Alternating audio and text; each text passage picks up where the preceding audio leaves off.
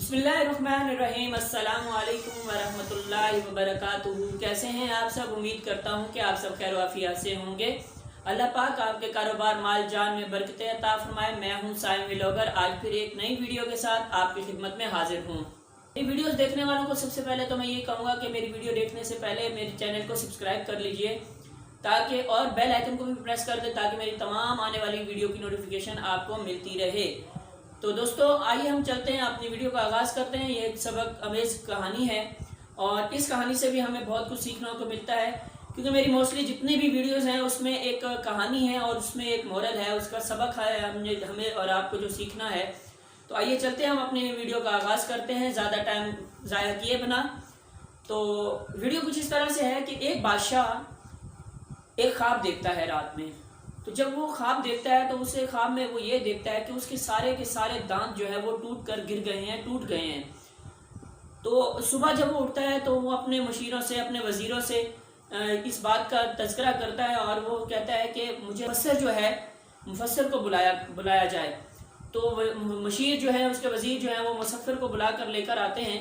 तो जब मुसफ़िर वहाँ पर आता है तो बादशाह उसे अपने सारे ख्वाब की ताबीर ख्वाब सारा बताता है कि भाई ये मैंने रात में ये ख्वाब देखा कि मेरे सारे दांत टूट चुके हैं, तो आप मुझे इस ख्वाब की ताबीर बताएं।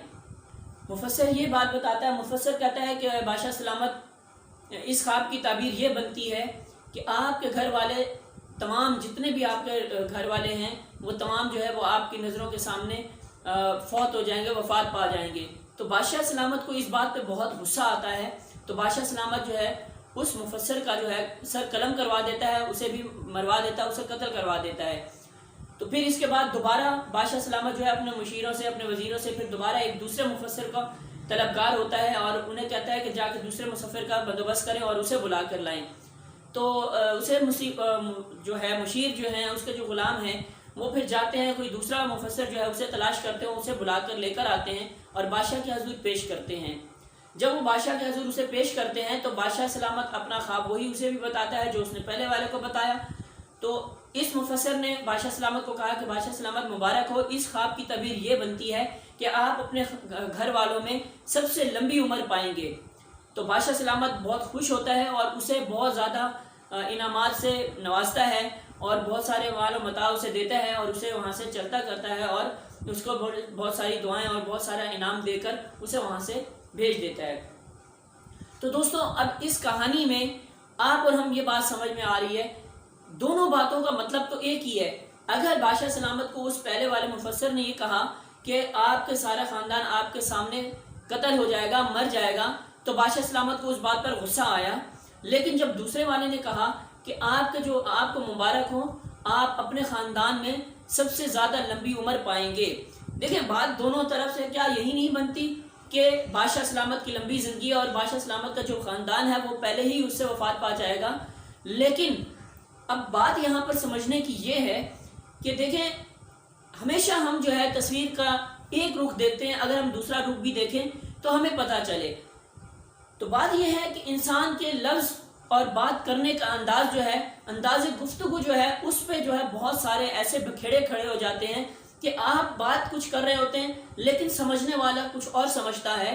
तो इस वजह से बात करने के फ़र्क में और समझने के फ़र्क में बहुत ज़मीन आसमान का फ़र्क है। इससे बहुत सारे ऐसे फसादात बर्पा हो जाते हैं जो इंसान अपनी सोच भी नहीं सकता कि ऐसा हो सकता है।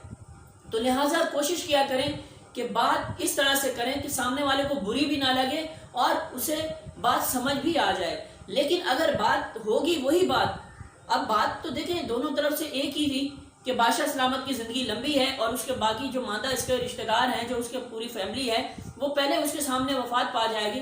तो डेफिनेटली जब उसकी लंबी ज़िंदगी होगी तो वो पहले वफात पा जाएगी। तो इसमें बात करने का फ़र्क था कि उसने डायरेक्टली बोल दिया कि आपकी जो फैमिली है वो आपसे पहले वफात पा जाएगी। तो इस बात पे कोई भी होगा तो उसे गुस्सा ज़रूर आएगा। लेकिन दूसरे वाले मुफस्सिर ने क्या कहा कि आपको मुबारक हो, आपकी ज़िंदगी जो है वो लंबी है। तो बात में फ़र्क ये आ गया ना कि उसने डायरेक्टली बोल दिया कि आपकी फैमिली फौत हो जाएगी, इसने कहा कि आप अपनी फैमिली में सबसे लंबी उम्र पाएंगे।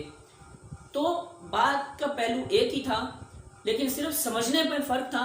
تو کبھی کبھار ہمارے سمجھنے میں اتنی غلطی ہو جاتی ہے کہ ہم اس غلطی کا جو خسارہ ہے وہ بھی ہم پورا نہیں کر سکتے. تو لہٰذا کوشش کیا کریں کہ جب بھی کسی سے بات کریں تو اس کی بات کو پہلو کو سمجھائیں، اسے سمجھنے اور سمجھانے کی کوشش کریں، تاکہ سامنے والا جو ہے آپ پر ہائپر نہ ہو، غصہ نہ کرے، تاکہ اسے بھی وہ بات سمجھ آ رہی ہو کہ یہ کہنا کیا چاہتا ہے.